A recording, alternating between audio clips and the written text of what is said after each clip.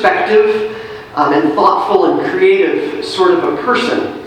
And at some point when I was growing up, not in my youngest years, but at some point when I was growing up, I actually realized that my mom was wise. It took a while, but I did finally realize that my mom was wise. That all this introspection and all this thought about her life and her experiences and all of these things that she was trying to teach us, they were actually from a really solid foundation, and that my mom had thought about these things. But that I never really realized the extent of my mom's wisdom until I found a binder of her poetry. We were going through my mom's things. This was actually an annual ritual for a number of years, going through my mom's things. As she was declining in health and eventually passed away, we went through her things several times. And so we would go through her piles of boxes and we would try to figure out what to get rid of or what to hand out or give to others. Well, one year we were going through things and I thought surely the pile of boxes had to be smaller than this, because I remember the previous year we had taken a large load to Goodwill, and I thought surely there can't be this much left. But we all spread out the boxes and divided them up between us, and I had a box in front of me that was filled with papers. It had cookbooks and recipe boxes and files and all kinds of other paper. And I remember finding her cookbooks and her recipe boxes, which we kept because they had some of those really good recipes that I remember from growing up that I could just taste by seeing the recipe card. We kept the financial papers for sure, because those financial papers we had to keep. But then I found this binder. And it was a binder that I don't think I ever saw as a kid. In fact, I'm not sure I was really supposed to see the binder, but I did. I saw the binder, and it was filled with my mom's poetry. I never knew that my mom was a poet. You know, she wasn't some professional poet. She was never published or anything, but she had a hobby of writing poetry. She had a great command of the English language. She had a great knack for words and thoughts and images. And so I started reading through these maybe 100 or so poems that were in this binder. I was glad that the poems were dated. Each one had a date on it. I was glad for that because a lot of the poems did not have titles. They didn't have subjects or descriptions about what they were about. So there was a lot of mystery to what these poems were actually trying to communicate, or what was behind the poems. So when I saw the dates on the top of all the poems, it helped me because I could realize, oh, that's how old I was, or that's what my mom was dealing with, or that's what our life was like at this time that she wrote the poem. So I was able to sort of put them in the context of when she wrote them. And a lot of the poems were about me and my sister, or about us as a family. She even wrote some about her parents, my grandparents, lots of different poems. But the vast majority of these poems, by far the most of these poems, were about my dad and were about my parents' divorce, which happened when I was a teenager. And they were poems that were sad. I remember reading these for the first time and just realizing the depth of my mom's sadness. There were pictures, there were word pictures, there were images, there were comparisons, there were all kinds of different things to try to capture and communicate how my mom felt and what she was going through during that whole time. I think one of the main reasons that these poems were so sad is because I know that my mom knew that that's not how life was supposed to be. That's the book of Lamentations. The book of Lamentations in the Bible is a book of poetry. And it's a book that talks about how life is when sin's in the picture, but it's not how life is supposed to be. It's probably no wonder that Lamentations is one of the least read and least popular books of the Bible. It is certainly no fun to read. We very easily flip right by it as we're reading maybe Isaiah and Jeremiah, and we skip Lamentations and we move on to the more exciting books, because Lamentations is profoundly sad. I mean, the things it talks about, the pictures it gives, the images that are in the book, it is just sad. And as we read on through the only 5 chapters of Lamentations, I'm sorry to say, but it does not get any better. It is just sad throughout the entire book. And that's the picture of Lamentations. But the poetry in Lamentations is sad, I think, in a good way. And it's sad because it shows that life with sin, again, is not how life is supposed to be. We started talking about sin last week, and we're going to talk about sin for the next several weeks during the season of Lent. This season is really a time to get in touch with what Jesus did and the extent to which Jesus went in order to give his life for us, why all that happened, and how all that fits together. Is to try to capture and understand this meaning so that when we celebrate Easter, it all fits and it all makes sense. Because Easter really doesn't make sense as much without all of this talk about the things that came before and all of this talk, unfortunately, about sin. Most of the time, however, in the Bible, I'm glad that the Bible doesn't just give list and list and list and list and list of all the specific named sins that everybody does wrong. There are certainly those. We know those are there. But that's not all that's in the Bible when it comes to sin. In fact, the majority of the time when the Bible talks about sin, it's talking about the impact of sin, or the results of sin, or what comes because of sin. And that's what Lamentations talks about. It talks about, well, so what if we sin? So what if there's sin in the world? So what if you and I sin? So what if other people sin? What then happens because of that? So this is really about being sad over the impact of sin and the results of sin and the things that happen because people sin. So it touches on how sad it is when it comes to sin. So hopefully we can come out on the other side of Lamentations with appreciation for how much Jesus did, and appreciation for the fact that God led us through and made a better way, and that there is a life different and better than just life that often is right now. But in order to get there, in order to get to that place, we've got to go to Lamentations, and in order to get to Lamentations, we have to go back to Jeremiah. So let's go back to the year 500 BC. That's when Jeremiah lived and when Jeremiah did his work. Jeremiah was a prophet, and he was a prophet who served God for so many, many years in his lifetime. And in his lifetime, he wrote a book named after himself. This is the book of Jeremiah. The book of Jeremiah is far more popular than the book of Lamentations. Many of us have read Jeremiah, but virtually none of us have read Lamentations. Jeremiah gives kind of his story and his whole journey about things that have happened for decades with his people in the book of Jeremiah.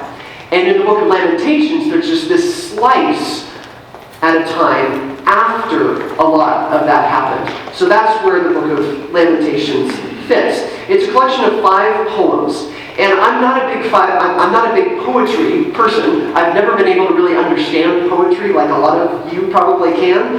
But there was only one time in my life when I wrote a poem that I think had any real merit for itself. It was in high school, and it was in a creative writing class. And I remember writing this poem, and I remember trying to capture this one feeling or this one time in my life that I remember, and I was trying to write a poem about it because that was our assignment.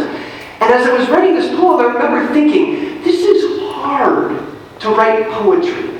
You know, it's hard to find the exact word and the exact rhythm and the exact meter and the exact style to communicate, these feelings. Because it's one thing to just write it out like in a narrative fashion or as a matter of fact or a non-fiction way. I mean, that's really easy. I could write that in a couple minutes. But to write a poem, I had to think and I had to come up with all these right words and had to craft it. It took weeks to write this little poem that it took like a minute to read. I thought, this is hard work to write poetry. And the other thing I learned is that people don't write poetry about unimportant things. People tend to write poetry about stuff that matters. Deep stuff or big stuff or stuff that has significance, stuff that matters. And the same is true in Lamentations. It is a collection of poetry that is written about stuff that matters. And there's a lot of work and a lot of effort that went into it to try to capture so much meaning and so much importance of what God wants to teach us. Because poetry doesn't just inform us, it seems like poetry wants to move us to feel something new. So, Jeremiah, he was a poet, and he was a poet who wrote about some of the most important times in these people's lives. He grew up, or he lived, and he served with the people in Jerusalem. Now, if you were living in Jerusalem, that means you're like living in the most important spot. You're living in, the city of David, the place where God has claimed to live, the royal city. I mean, this is like living in the center of it all. He was living in this beautiful, amazing place. And when Jeremiah was living there, he saw some things happen. He saw crisis hit this beautiful place. For years, he saw an enemy come in and try to attack these people. For years, this enemy whittled down the city, and then finally conquered the people, and then finally displaced the people. So all the beauty of the city, the palm trees that were there, they were just torn down. They were burned. The valuables, the gold and the precious metals in the city, they were stripped off and they were taken away. The people even who lived there, that was their home, they were carried away to somewhere else. And Jeremiah sees all this, and he writes poems about it. So this is Lamentations. So we're going to start in Lamentations chapter 1. If you brought a Bible with you, if you have it on a phone, you're welcome to pull it out and read along. We're just going to read the first section in Lamentations 1. But these are the opening words of the first poem in Lamentations. We often use the New Living Translation for scriptures, but today we're going to use the New American Standard Bible. If you have choices on your phone, you can flip to the New American Standard if you want to mirror this and read along. But here are the first words of Lamentations. How lonely sits the city that was full of people. She has become like a widow who was once great among the nations. She, who was a princess among the provinces, has become a forced laborer. She weeps bitterly in the night, and her tears are on her cheeks. She has none to comfort her among her lovers. All her friends have dealt treacherously with her. They have become her enemies. Judah has gone into exile under affliction and under harsh servitude. She dwells among the nations, but she has found no rest. All her pursuers have overtaken her in the midst of distress. The roads of Zion are in mourning because no one comes to the appointed feasts. All her gates are desolate. Her priests are groaning. Her pure ones are afflicted, and she herself is bitter. Her adversaries have become her masters. Her enemies prosper. For the Lord has caused her grief because of her many sins. Her little ones have gone away as captives before the adversary.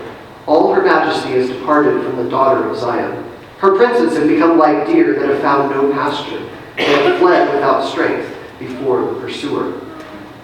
And if you're reading along, you can see that this goes on and on. The first poem, like the second and the fourth and fifth, they have enough stanzas to match the letters in the alphabet. So it's an acrostic poem. It was written that way for memory, and it was also written that way to try to give a full treatment of the subject. It's like saying that this is a full treatment on the sin or the sadness of these people from A to Z. This is from beginning to end, and so it's a long treatment. Thankfully, we only read like 7 verses of 22 because it's tough. It's sad. So what happened? Misery happened to these people. And to try to capture that misery, it seems like Jeremiah is making the misery personal and human. He's personifying it. He's making it relatable to us. He's making physical things into people. He's making Jerusalem into a person, a woman. And he's talking about the feelings that she has and how desolate it is and how it's different. She feels different than it once was, and she's deserted. It's become so personal. And we know that's what poetry often does, but it just makes it feel so much more real. That this isn't just facts and events in history and certain years and places that happen. This is like personal, real stuff that pulled at the heart of this place. Because real people lived there. It wasn't just mountains and trees and valleys. It was that real people lived here, and real people had pain because of what happened. Then partway through, we actually discover what we know from history, but we discover some context of where this actually was. And again, this was in the territory of Judah. This was in the city of Jerusalem. And in the city of Jerusalem, this is crazy that this kind of a thing happened. because it wasn't supposed to happen in Jerusalem. I mean, Jerusalem was the city on the hill. It was fortified. It was supposed to be safe and secure, and it was powerful, and it was protected, and had valuables, and it had the best of everything. They could withstand all kinds of things. Yet this even happened to Jerusalem. And so Jeremiah is writing about this saying, I saw this coming. I saw this happening. And I see the aftermath. And it's so different than it once was. This is not what it's supposed to be like, Jeremiah is saying. This is how bad it is. And then we discover, well, why? Why did it actually happen? Thanks. Well, why did it happen? We find out why it actually happened. Sin. In Lamentations, it says, literally, many sins.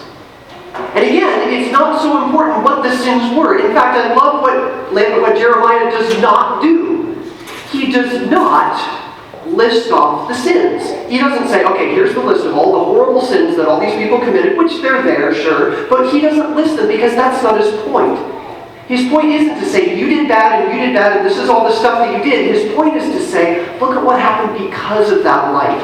Look what happened because of that routine. Look what happened because there was sin in the camp, in the people, in the city.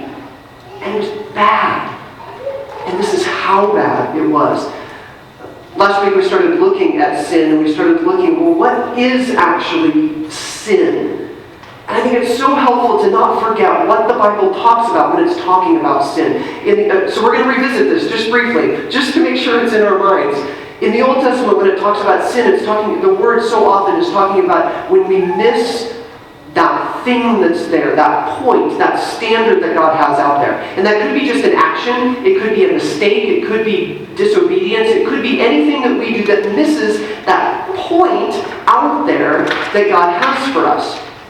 And similarly, in the New Testament talks about missing the mark, or missing that direction, that place out there, kind of like a target. We're missing the target that God has for us. And that could be lifestyles, it could be routines, it could be all kinds of different things. It could be breaking a rule of God, it could be it could be anything, but it's missing that point or that mark that God has for us. And the point of talking about sin that way is that God has this life in store for us. And God wants that, and sin is missing that. So inherent within sin is this discussion and this understanding, this reality that God has a better life than what sometimes we end up living. And sometimes what we end up seeing around us. And sometimes what we end up suffering because of. God has a better plan, a better life's way that's out there that's so much better than sin. That's exactly what's at issue for Jeremiah. The people sinned, and they sinned in many ways. This kind of sadness over what we and over what others we know, and perhaps the people we love, this kind of sadness, I think, is actually okay for us to have. And I don't mean it's like something we should seek after, like, hey, let's be sad. And I need to seek after sadness, and I need to be more sad because I'm not sad enough. And God wants me to be. I mean, it's not that kind of sadness. It's that it's okay to be sad because that means that there's something inside us that says there's more. And I serve and I want to follow a God who has more in store. And this is not it. There is something so much more that's left. And we're not there yet. And I think when we let ourselves actually be sad over sin, over my sin, over our sin, over the sin that we see, then it can do something. Like, if we're sad over the sin of the United States of America, that's okay. Because we want something more for the place we live. And so maybe there's a way that we can see, how could there be more for the place that we live? Or I'm sad for somebody who's been living a way that I know is not good. Well, maybe that can move us, or maybe that can call us to pray, or to encourage, or to help, or to do something. I mean, sadness can actually move us to do things that change our lives or other people's lives. We can be sad because a school is not living up to what it could be, or a workplace or a job is not what it should be, or a family, heaven forbid, a family is not what it could be. And we can then realize, what can I do? God, help me and lead me to find the best way and the way that you could possibly make this happen. Sadness over sin can move us to do new and to do different things. So what are you sad over? What results of sin are you sad over? What are we sad over? That sadness can move us to be closer to the heart of God and to better see the things that God might do ahead. Would you pray?